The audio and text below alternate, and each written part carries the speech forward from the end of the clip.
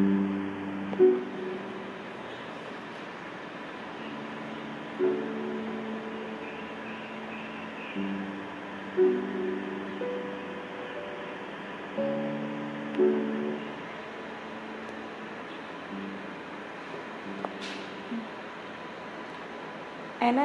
National institute of open schooling.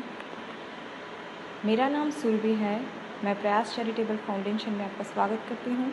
I am your Hindi teacher.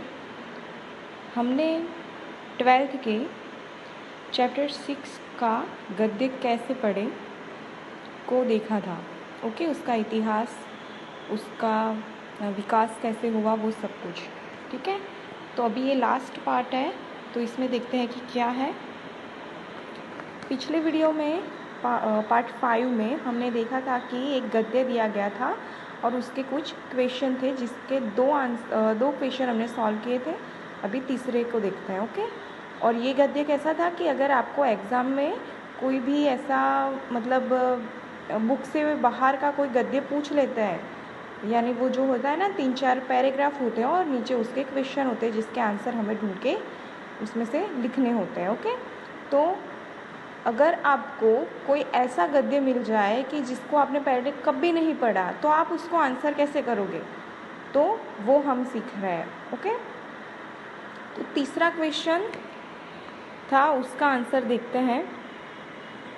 इसमें महात्मा जी के सपने के बारे में पूछा गया है। 2 प्रश्नों के उत्तर तलाश लेने के बाद अब आपको इसका उत्तर तलाशने में आसान लगेगा। इसमें भी 2 बातों पर बल दिया गया है, एक है विश्व शांति और विश्व बंधुत्व। ओके, अब आप आसानी से समझ सकते हो कि गांधी जी के यही 2 सपने थे, तो इसका उत्तर इस प्रकार लिखा जा सकता है कि महात्मा गांधी का सपना था कि विश्व शांति कायम हो, और यानी कि दुनिया में शांति हो, लड़ाई झगड़े ना हो। विश्व बंधुत्व अर्थात पूरी दुनिया के लोग एक दूसरे के साथ भाई भाई की तरह मिलजुल कर रहे और आपस में प्यार करें। ओके, तो ये हो गया 3rd का आंसर। मीन्स कहने का मतलब ये कि गद्य में जैसा लिखा है वैसा बैठा आपको नहीं लिखना है, आप अपना कुछ अंदर ऐड कर सकते हो, लेकिन गद्य में जो लाइन है आंसर की वो आपके आंसर में होनी चाहिए। ओके, अभी चौथा प्रश्न देखते हैं कि शब्दों के अर्थ आप तभी जान सकते हो जब नियमित शब्दकोश देखो, शब्दों के अर्थ जाने और उनका प्रयोग भी करें, चाहे बोलने के स्तर पर हो या लिखने के। आप तो जानते ही हैं कि शब्द भंडार तब बढ़ता है जब उनका प्रयोग करना सीखते हैं। ये डिक्शनरी वाली बात है। ओके, शब्दकोश यानी जो डिक्शनरी होती है, जितना हम ज़्यादा पढ़ेंगे उतने ज़्यादा ही हम शब्दों के बारे में अवेयर होंगे, राइट। शब्दों को और ज़्यादा जानेंगे कि कैसे कैसे शब्द होते हैं, कहाँ उसका कैसे यूज़ होता है, वगैरह वगैरह। तो इसीलिए नए नए शब्दों के अर्थ जानने और उनका इस्तेमाल करने की कोशिश करनी चाहिए, वो कोई भी सब्जेक्ट हो। ओके, तो आप में से कई लोग छपे शब्दों के अर्थ जानते ही होंगे, लेकिन आइए इनको एक बार फिर बता देते हैं।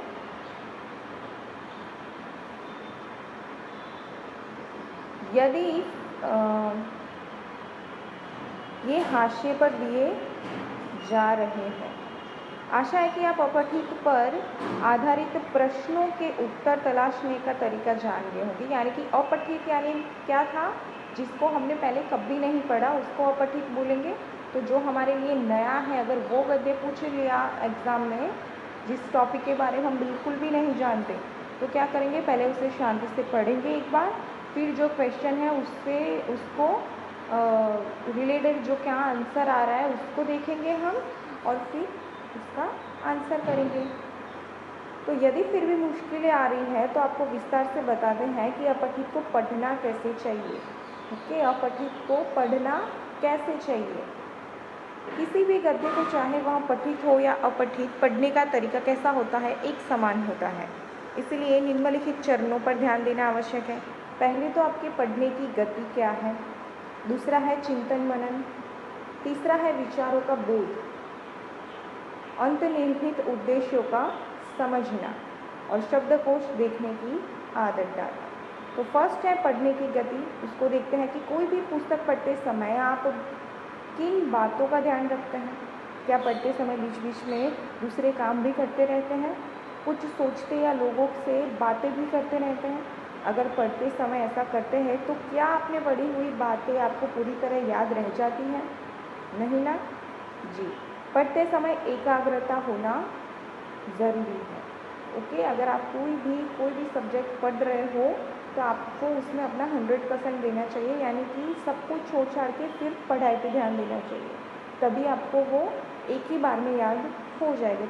कई लोग होते हैं जो एक ही टॉपिक को बार बार रिवीजन करते रहते, उनको फिर भी याद नहीं रहता। ऐसा क्यों? क्योंकि वो एकाग्र होकर नहीं पढ़ते हैं।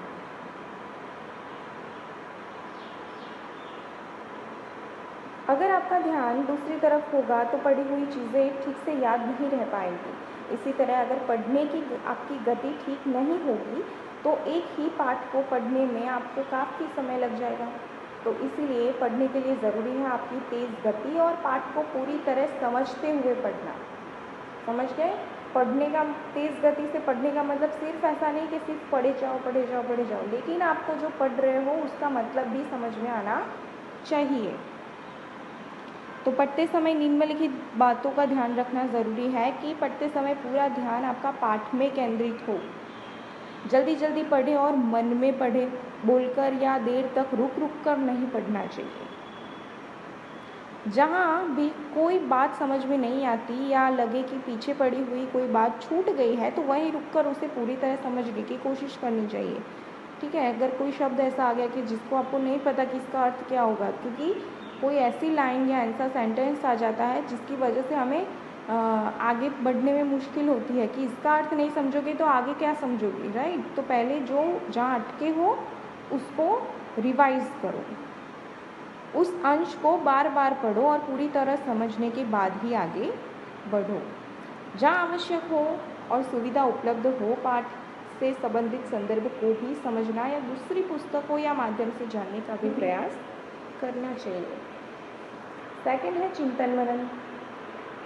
कोई भी पाठ आप तभी अच्छी तरह समझ पाते हो जब उसमें लिखी बातों को समझने के साथ साथ उस पर चिंतन मनन करें। आप कुछ पढ़ते होंगे तो उसमें ज़रूर कोई ना कोई ऐसी बात मिल जाती होगी जो आपके मन में देर तक टिकी रह जाती है ना? कोई ऐसा सेंटेंस होता है या कुछ भी ऐसा होता है जो हमारे जहन में रह जाती है ना? हमें वो लाइन याद रह जाती है, कोई ऐसी बात कही हो वो याद रह जाती है, तो उसके बारे में चलते फिरते सोचते रहते होंगे, उससे अलग अलग संदर्भों से जोड़ने का प्रयास करते होंगे और उस पर आपके मन में तरह तरह के सवाल भी उठते होंगे। यही चिंतन मनन है। अपने भीतर चिंतन मनन की आदत विकसित करने के लिए ज़रूरी है कि आप पढ़ी हुई बातों पर तर्क करना सीखो। उस पर जितने भी तरह के सवाल आपके भीतर पैदा हो रहे हैं उनके जवाब तलाशने की कोशिश करो कि ऐसा क्यों हुआ, ऐसा क्यों नहीं हुआ, है ना? तो ये सारे तर्क है, इसके आपको आंसर भी ढूंढना आना चाहिए, कैसे भी करके। अभी तो गूगल पे भी सब अवेलेबल रहता है, यूट्यूब पे अवेलेबल रहता है। ओके, तो आपको कोई अगर क्वेश्चन है तो आपको तुरंत उसका आंसर ढूंढना चाहिए। ये क्या है कि उस टॉपिक को लेकर आप चिंतन मनन कर रहे हो। जैसे जब भी कुछ पढ़ रहे हो तो आप सोचें कि ऐसा क्यों लिखा गया है, इसका अर्थ क्या होता है, तो उस बात की आपसे संदर्भ में प्रासंगिकता क्या है, किन परिस्थिति या स्थितियों में ऐसा लिखा गया होगा, है ना? तो अगर ऐसा नहीं लिखा जाता तो क्या फ़र्क पड़ता, ऐसा नहीं होता और ऐसा होता तो क्या होता? ये सारे सवाल आपके जहन में आते हैं तो आपको उसका आंसर ढूंढने का प्रयत्न करना चाहिए। इसके अलावा छपी हुई सामग्री का अर्थ यह नहीं लगा लेना चाहिए कि जो कुछ लिखा है वो सही ही है। बिना अपने तर्कों पर उसे परखे पूरी तरह सही न मान ले, उस पर तरह तरह के तर्क करें और फिर निष्कर्ष निकालें।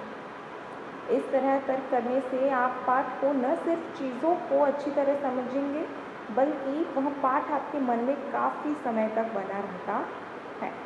हमें बचपन में बहुत सारी कहानियाँ और पोएम्स पढ़ते हैं, जो कुछ हमें आज भी याद है। ऐसा क्यों होता है वो आप याद करना, ओके।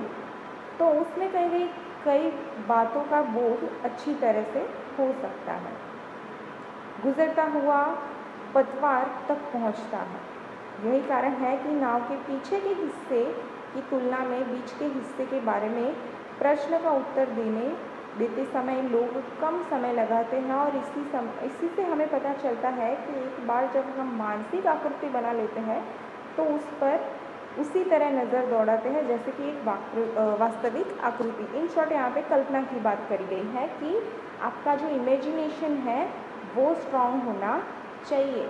अगर कोई चीज़ हमने नहीं देखी है लेकिन हम बुक में वो पढ़ रहे हैं तो स्वाभाविक बात है कि हमारा दिमाग क्या है, उसकी एक आकृति बना लेता है ना, कि ये ऐसा हो सकता है, राइट। तो ये आपकी कल्पना से जुड़ी है, तो आपकी इमेजिनेशन भी स्ट्रांग होनी चाहिए, राइट। थर्ड आता है विचारों का बोध। हर रचना में, हर पाठ में कोई ना कोई विचार अवश्य होता है, राइट। तो क्या आप इस बात से सहमत हैं? ज़रा सोचिए, किसी भी रचना में विचारों का महत्व होता है। विचार के बारे में तो आप जानते ही हैं कि, और कविता कैसे पढ़े पाठ में भी आप विस्तार से पढ़ भी चुके हो। फर्स्ट चैप्टर है कविता कैसे पढ़े, उसमें हमने देखा कि विचारात्मक और भावात्मक, है ना। तो उसमें कविता लिखने के लिए भी विचारात्मक सोच कितनी आवश्यक है। विचार किसी भी व्यक्ति के सोचने के तरीके, उसके आसपास के वातावरण, सामाजिक स्थिति और संस्कारों से उपजी हुई एक दृष्टि होती है। किसी भी चीज़ को देखने का उसका नज़रिया होता है जिसके आधार पर वह एक धारणा बनाने पर विवश होता है। यही विचार कहीं ना कहीं उसकी समझ में भी उत्तर कराता है। कई बार पढ़ते हुए आपको जगह जगह कुछ बातें, कुछ वाक्य ऐसे मिल जाते होंगे कि जिन्हें आप रेखांकित कर लेते होंगे और दूसरों से बातें करते हुए उनका इस्तेमाल करते हैं, है ना। तो जैसे रहीम हो, कबीर हो, दादू, रैदास, तुलसी, सूर आदि के दोहों या पदों को ही ले लीजिए।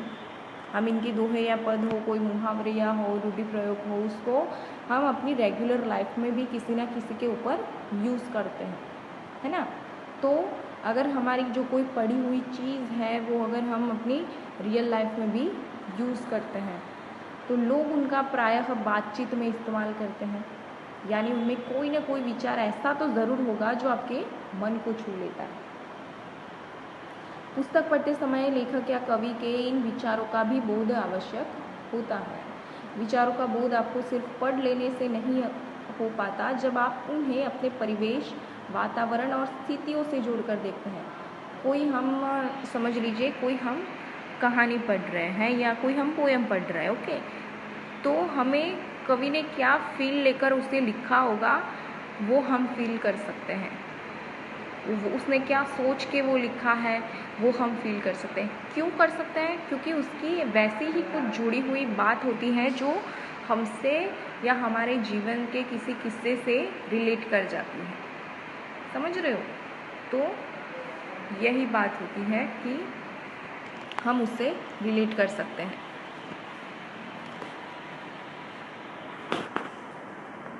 इसीलिए विचारों के बोध के लिए आपको पाठ्य पुस्तकों के अलावा भी बहुत सी और अलग अलग विषयों की पुस्तकें पढ़ने की आदत डालनी चाहिए, जिससे आपकी वोकैबुलरी भी बढ़ती है। अपने आसपास की चीज़ों को देखना, उनके बारे में चिंतन करना तथा लोगों से विचार विमर्श करना भी उसके लिए ज़रूरी होता है। फोर्थ देखते हैं कि अंतर्निहित उद्देश्यों को समझना। अभी अगर आपको कोई ऐसा लगता है कि ये वर्ड नया है, न्यू है मेरे लिए, तो उसमें क्या हो गया, हम जो संधि छुट्टी करो ऐसा गुजराती में आता है ना, बिल्कुल वैसे ही इसको करना चाहिए। जिस तरह हर रचना में विचार छिपे होते हैं उसी तरह हर रचना में कोई ना कोई उद्देश्य भी होता है। लेखक या कवि अपनी रचना के माध्यम से कोई ना कोई संदेश देना चाहता है, किसी समस्या को उठाने की कोशिश करता है और उस पर पाठक को विचार करने या सोचने के लिए उकसाना चाहता है। यानी कि कोई ऐसा कहानी हो या पोयम हो, किसी चीज़ के लिए अवेयरनेस के बारे में हो, तो हम ज़रूर उस पर सोचने लग जाते हैं। है ना, कि उसका ऐसा क्यों हुआ, राइट। तो क्या आपने ऐसा महसूस किया है? ज़रूर किया होगा। कहने का अर्थ ये है कि किसी भी रचना को पढ़ने का अर्थ यह भी होता है कि उसके उद्देश्य को पूरी तरह समझा जाए, और ऐसा तब भी होता है जब आप पाठ को ठीक से पढ़ो, समझो और उस पर चिंतन मनन करो और अपनी कल्पना शक्ति के बल पर उसके विविध पक्षों को मन में उतारने की कोशिश करो। फिफ्थ टिप्स है कि शब्दकोश देखने की आदत। शब्दकोश में डिक्शनरी, ओके। कोई भी पुस्तक या पाठ को पढ़ते समय प्रायः ऐसा होता है कि कुछ ऐसे शब्द सामने आते हैं कि जिसका अर्थ हमें ठीक ठीक मालूम नहीं होता, हमारे लिए वो वर्ड न्यू होता है, इसलिए तो प्रायः हम उसके निहितार्थों से काम चला लेते हैं। आपके साथ भी ऐसा होता होगा, लेकिन इस तरह के शब्दों का अर्थ जाने बिना उन्हें ऐसे ही छोड़ देना ठीक नहीं है। अगर कोई ऐसा शब्द है जिसका अर्थ आपको नहीं पता और हम ऐसे ही पढ़ के छोड़ देते हैं, तो ये तो कोई बात नहीं हुई, आपको उसका अर्थ ढूंढना चाहिए, जिससे आपका डिक्शनरी मीन्स आपका वोकेबुलरी भी बढ़ेगा, राइट। तो जैसे ही कोई कठिन शब्द सामने आए तो तुरंत उसका अर्थ शब्दकोश से सीख लेना चाहिए और जहाँ तक संभव हो उसे जानने का प्रयास करना चाहिए, और प्रयोग वहाँ क्यों किया गया है उस पर भी हमें विचार करना चाहिए। अगर कोई शब्द है उसका प्रयोग यहाँ पे क्यों करा गया, हमने देखा कि एक शब्द के बहुत सारे अर्थ होते हैं, राइट, सिचुएशन के हिसाब से, तो उस शब्द का क्या अर्थ होता है और उसको वहाँ पर क्यों सेट किया गया है उस वाक्य में, उसके बारे में हमें सोचना चाहिए। इससे न केवल पाठ या चित्र को समझने में आसानी होती है बल्कि आपका शब्द ज्ञान भी बढ़ता है। कई बार शब्दों के अभाव से लोगों को किसी बात लिखने में काफ़ी देर लग जाती है, कोई बात लिखने में देर लग जाती है। अगर आप कोई अपनी बात कहना चाहता है, उसे बहुत कुछ पता है, लेकिन उसके पास वो शब्द ही नहीं है कि कहाँ से स्टार्ट करे या कैसे बोले, है ना, तो उसके पास जो ज्ञान है उसका कोई वैल्यू ही नहीं रहेगा, सही है। तो आपको हमेशा शब्दकोश के बारे में पता होना चाहिए, न्यू वर्ड्स के बारे में आपको पता होना चाहिए। इसलिए पढ़ते समय एक शब्दकोश तो अवश्य साथ में रखना चाहिए। ये हमने जो पूरे चैप्टर में पढ़ा उसका ये पूरा कोठे के स्वरूप में यहाँ पे दिया गया है, ओके। तो इसको एक बार देख लेना शांति से, अपनी बुक को साथ में रखना और देख लेना कि गद्य की ये दो भाग किए गए हैं, तो अपनी बुक में वो देखना, ठीक है। फिर कैसे कैसे वो ये सब पार्ट्स के बनाए गए हैं, ये सब वो सब कुछ देखना, तो आपको ज़्यादा पता चलेगा। हमेशा एक बार चैप्टर पूरा होने के बाद फटाफट उसका रिवीजन करना, ओके। तो इस चैप्टर को हम यहाँ पूरा करते हैं, मिलते हैं नेक्स्ट वीडियो में एक नए चैप्टर के साथ। Bye bye.